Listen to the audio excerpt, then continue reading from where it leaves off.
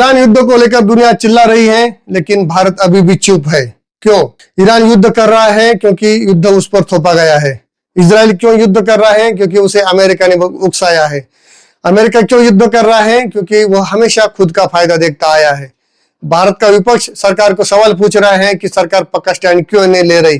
विपक्ष का काम है चिल्लाना, सवाल पूछना, लोगों को उकसाना, लेकिन भारत सरकार इसलिए चुप है क्योंकि उसके कंधे पर 140 करोड़ लोगों की जिम्मेदारी है।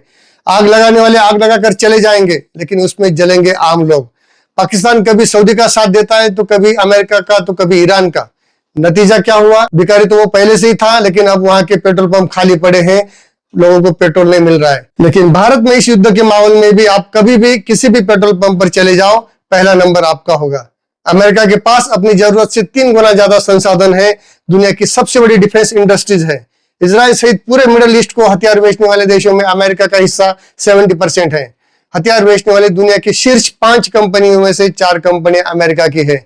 चाहे यूक्रेन युद्ध हो, चाहे वेनेजुएला पर कब्जा हो या ईरान युद्ध हो, अमेरिका ने हमेशा से युद्ध से मुनाफा कमाया है।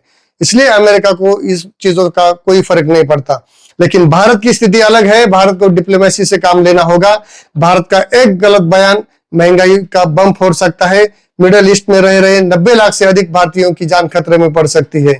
हम अपनी जरूरत का 80% कच्चा तेल आयात करते हैं और उसमें से 50% तेल हमें मिडिल ईस्ट से आता है।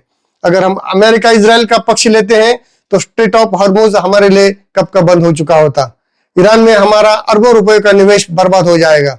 भारत को अफगानिस्तान और रूस से जोड़ने वाला मध्य एशिया का रास्ता बंद हो जाएगा। तो दूसरी ओर अगर हम ईरान का पक्ष लेते हैं तो मिडिल ईस्ट के ईरान विरोधी देश हमारा पेट्रोल सप्लाई बंद कर देते। अमेरिका हमारे व्यापार और तकनीक से मुंह मोड़ लेता। दोनों ही सूरतों में नुकसान भारत का ही होगा। इसलिए चुप रहने में ही समझदारी है। भारत की ये चुप्पी भारत की कमजोरी या डर नहीं, बल्कि स्ट्रेटेजिक ऑटोनॉमी है, भारत की डिप्लोमेसी है। हम युद्ध का हिस्सा नहीं, शांति के दूत बनना चाहते हैं। मोदी जी ठीक ही कहते हैं, युद्ध का समय नहीं, ये बुद्ध का समय है। जय हिंद।